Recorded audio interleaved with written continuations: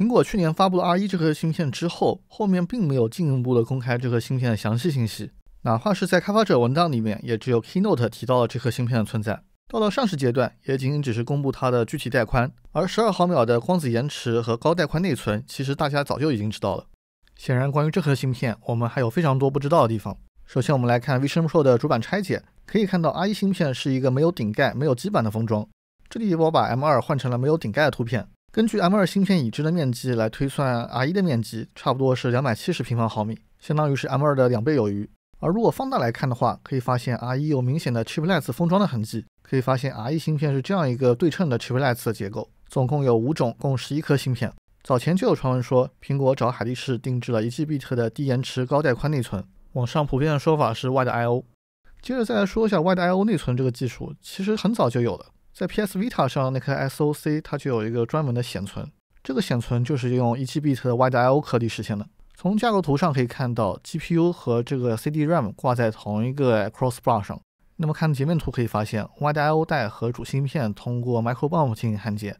上面3颗芯片里面有2颗是 2GB 的三星的内存，通过边上的 Fan-out 的线跟主芯片连接。2颗 2GB 相当于512兆内存，2颗 LPDR 内存之间还有一颗 Spacer 带。然后这张图就标出了主芯片和 Wide I/O 带之间的焊点。但问题是，传统的 Wide I/O 芯片，它如果说要做 TSV 的话，那么就会增加主芯片的成本，然后内存芯片上也要留出空间给 TSV， 所以这种芯片的局部叠加并不是一个理想技术。那么苹果的解决方案就是找台积电定制了 InfoM 的多芯片封装方案。这种方案相比于传统的 CSP 多芯片封装，它不需要基板，它用的 RDL 层更薄，而且电气性能更强。另外一点很重要，就是 SoC 和 RDL 之间的它的 bumper 特别小，所以可以做非常多的 I/O 进去，这样才能够满足 Wide I/O 这种有大量引脚内存的需求。当然这个技术也有个缺陷，就是 RDL 层它不能做太大，不能超过500平方毫米。我这里找到了 iBoot 的 DCS 部分的代码，也就是内存初始化的模块。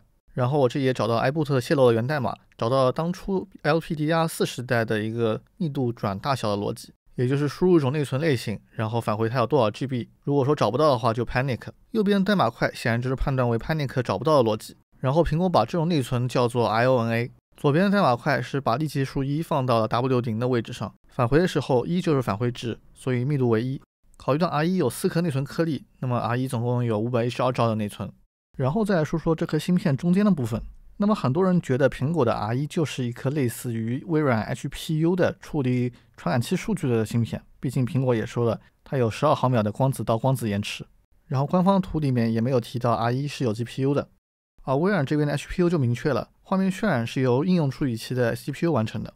所以从系统架构图可以看到， Intel SoC 的 MIPI 屏幕输出接到了 HPU 的屏幕模块上， HPU 完成画面重投影，然后再把画面传到双目显示器上。然后我们看 HPU 的 die shot 就可以发现一个问题，它的模块很多时候是成双成对的，毕竟人有2只眼睛嘛。然后 HPU 它的工艺是14纳米，那个时候的 SRAM 的密度都不是特别高，对应画面中蓝色的部分，理论上黄色的计算部分在后面的先进工艺里面积能够大幅度缩减掉，当然蓝色的部分的话，缩减的幅度到了5纳米就基本停止了。最明亮的黄色部分都是 I/O 相关的，那这部分在先进工艺下的效果就很差了。然后回过头来看 R1， 去掉 RAM 之后，所有的芯片面积是200平方毫米，差不多是1个半的 M2。如果以后要大规模出货的话，这样的设计无疑能够显著降低成本，甚至也可以像 AMD 的桌面 CPU 那样，中间的带回头升级3纳米，边上带继续沿用原来的，然后加入一些 spacer 带来填充，甚至可以像 MI3 版打包一个 Zen 的带一样，回头把 M2 带也给封装进去。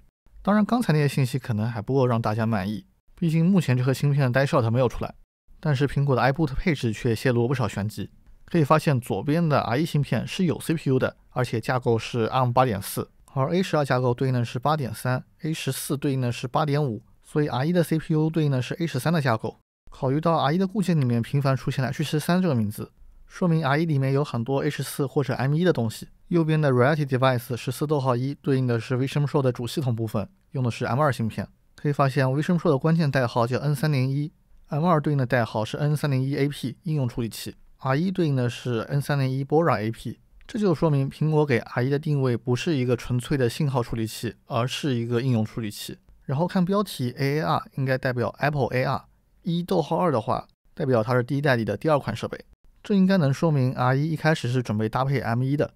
只不过因为这个设备推迟发布，所以最后搭配了 M2。R1 部分的固件代号也变成了 AAR1-2，而主 AP 的部分因为用了 M2，所以对应的变成了 Reality 14，对应 H14 这个平台。而从这个 iBoot 配置文件看，它给2个芯片引导的系统都是 visionOS，SDK 名字也都叫 XROS， 这就有点微妙了。在 Vision Pro 发布的第一天，就有人用已知的漏洞去 crash 掉 M2 部分的 XNU 系统。M2 部分的 XNU KP 之后， VST 的视频透传仍然在工作，而且它提示用户摘下头显，因为系统要重启。这一方面证明了 R1 芯片负责双目渲染，而且相对具备完善的应用处理器的功能。在关于 visionOS 架构图里面就提到了一个实时子系统，这个实时子系统就对应了很多固件里面用到的 RTKit 或者叫做 RTKit OS， 命名就实时套件系统。因为这个实时系统承担了固件开发功能，也通常被叫做 AFK Apple Firmware Kit。Asahi Linux 这边就列出了所有些处理器的代号以及它们的 RTKit 固件的大小。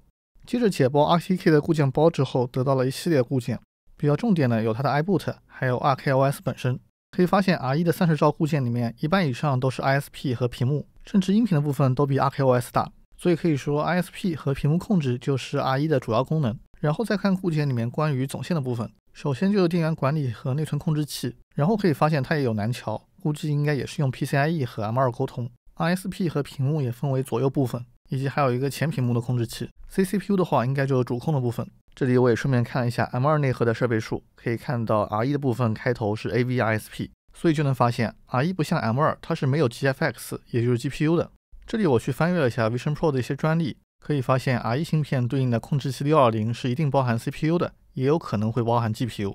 在视频透传专利里更是明确了 R1 包含 GPU， 而这个 GPU 主要和图像的变形处理还有透明度混合有关。但问题是 Alpha Blending 的图层语义是很简单的，就比如说这个 demo 里面正方形 A 盖在 B 上面，中间那一列代表各自有透明度的情况。但问题现实世界是3维的，逐层叠合没有办法实现上面的效果，而且这个专利也没有讲清楚 ISP 的画面2002是如何通过 Warp 这个过程到达2050的。于是我找到苹果关于视差矫正和遮挡内容填充的专利，开头就点明了问题，也就是人眼和相机存在视差。好比 Vision Pro 主相机在人眼的下方，并且更加靠近物体，而矫正视差就需要扭曲画面，也就是要把相机上的像素通过一定的转换方程映射到人眼的点上。转换的过程中需要知道像素上这个点的具体的物体距离相机到底有多少远，这个深度信息会用到 LiDAR、ToF 还有 AI 的方法来综合估算。推算深度信息等同于建模，建模完转换视点之后会产生另外一个问题，也就是人眼视点的位置有相机看不到的部分，也就是左边示意图397的区域。到这里就可以解释为什么 Quest 3上面的视频透传近处物体的周围的远处物体它会变形。首先用了 Quest 都知道 Quest 大多数的场景下并不会抠手，而是用一个手的轮廓来代替手对画面的遮挡。唯一能抠手场景是 VR 下使用键盘，我们能发现它的抠手精度非常差，这是因为 Quest 的深度估计的性能非常低，分辨率差不多只有100×100的水平，所以就能得出个结论，也就是 Quest 它不能准确的抠出近景，也就是手的范围，所以才会连带的把远景也给变形掉。所以这个变形的问题纯粹就是个摆烂的结果。而 Vision Pro 的抠手只有在高速移动加上高反差的情况下才有所偏移，在相对静止的情况下抠得非常精准。得益于精准的抠像，就可以实现近处物体的精准变形，接着就要补全那些被近处物体挡住的远处的像素。苹果给出的方法就是利用一系列摄像头，比如说右眼的画面里食指挡住了 degree 后面的单词，就可以利用左眼的画面还原出来。而正因为远景的物体比较远，所以是比较容易合成的。在苹果补全左眼画面的案例里，它让右侧主相机和一系列其他摄像头生成一个正规化的画面，然后让这个画面去填上左眼视差校正后空洞的画面，然后再利用注视点机制把注视点附近的横额痕迹给羽化平滑掉。所以说精准抠像才让远处物体不会变形，再结合多摄填补和羽化平滑，才让视频穿透显得自然。苹果在这里除了使用注视点机制去做局部的优化，而不是全局优化，从而减少了羽化融合操作的性能开销。而且462框图衍生出的箭头461，它的意思是如果说画面内容被 VR 渲染内容盖住了，那么它就不会做空洞填充，这样也节约了性能。当然问题就是说462渲染机制其实是在 M2 部分完成的，而 R1 的 ISP 承担了时差矫正、多摄画面融合这样的操作。ISP 固件的文本段里面就提到了和视频透传相关的 MCAM 的关键词，还有用于协助补全画面和追踪的 DCAM、SCAM。接着 Compositor 464就要负责把外界的画面和渲染的画面融合起来，这个工作应该是交给 Display Engine 或者说 DCP 完成的。当然，这个合成并不像刚才的透明度叠合那么简单。首先第一点，渲染的画面是存在延迟的，它用的还是之前的姿态数据。CPU、GPU 渲染的过程也需要时间，所以要把之前姿态的渲染画面转移成当前屏幕显示的姿态，这个就是 ATW 机制。而且得考虑到 Vision Pro 是一个6道夫设备，所以头的轻微移动也会导致画面的变化，所以就要像刚才的视差矫正一样对画面进行扭曲。再加上画面内元素可能是移动的，甚至会用到运动向量对画面的移动进行一定的预测。苹果专利里就提到，视频渲染的画面还有相机的画面都是有深度信息的，这一方面能还原出前后的顺序，也就是 Z-depth。其次就是深度信息能被用于 ASW， 也就是辅助画面的变形。像之前大家提到的苹果的光子延迟是12毫秒，而利用运动传感器和预测机制，可以让 motion to photon 延迟降到负的水平。这说明 Vision Pro 屏幕上画面的视角和用户当前头的视角是几乎一致的，而积极的光子延迟说明外界的画面只要经过 R1 的处理就可以上屏。所以我们来看，首先这个键盘输入的场景里，手指精准挡住键盘就是 Quest 3难以做到的。然后就是在 VR 环境里显示双手，然后这个半透明的 Siri 球可以把手给挡住。在得物的这个 App 里面更加实现了明确的遮挡。然后在这个退出 VR 环境的动画里，可以发现更靠近的灯提前出现了，这说明背景环境也是有深度的。那个人会问，明明窗口是在笔记本电脑后面，那为什么笔记本的屏幕没有挡住窗口？这个就是苹果刻意为之的 feature。就比如说被墙挡住的屏幕，它只是半透明了，但桌上这个绿色的灯是被真的挡住了。而这里的半沉浸环境也利用深度机制，没有让环境挡住桌面，而窗口的遮挡优先级是仅次于手指的，否则在飞机上用，窗口就会被座椅挡住了。空间视频没有创建 3D 实体，但是利用了深度的机制，产生了相对于视差的扭曲。这一系列运算就是通过 R1 的屏幕控制器完成的。这就是为什么我之前在模拟器里面体验空间视频没有特别立体的感觉。接着我在 R1 的固件里面找到了相关 Mesh Buffer 的说法，这可以说明 R1 芯片接收来自 M2 的深度信息，并用于上屏的处理。它通过 ASIC 的方法实现了上述的变形，而不是通过 GPU， 这样子的话能效更好，而且占用的面积也会更小。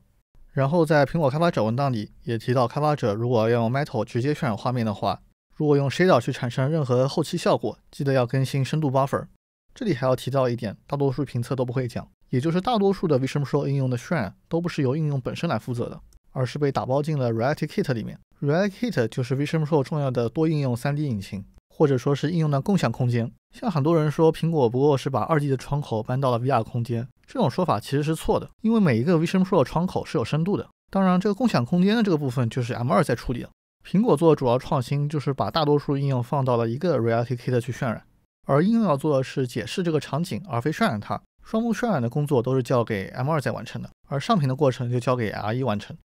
当然应用也可以不用 Reality Kit， 而是用 Compositor Service 去合成画面， Metal 负责渲染，而 AI Kit 是 Reality Kit 的底层，负责空间定位和动作捕捉。而苹果很有可能在 ISP 上实现这一类算法，毕竟它可以和深度分析同时完成，这样就能给 M2 留下算力去做场景识别。比如说区分场景的每一部分代表的意义，在 R1 固件里提到的400个文件里， ISP 占了1/4，而屏幕控制器相关的文件只有66个，这说明 ISP 的可编程性更强，而屏幕控制器的算法基本固化成了硬件。所以 R1 芯片的介绍基本就到这里。我认为 R1 这套方案就能领先行业至少3年，不知道你怎么看？下期视频会重点聊一聊 Vision Pro 的软件架构，来聊 Vision Pro 未来会出现什么样的软件，会如何影响我们的生活。觉得这期视频有帮助的话，别忘了点赞关注，我们下期视频再见。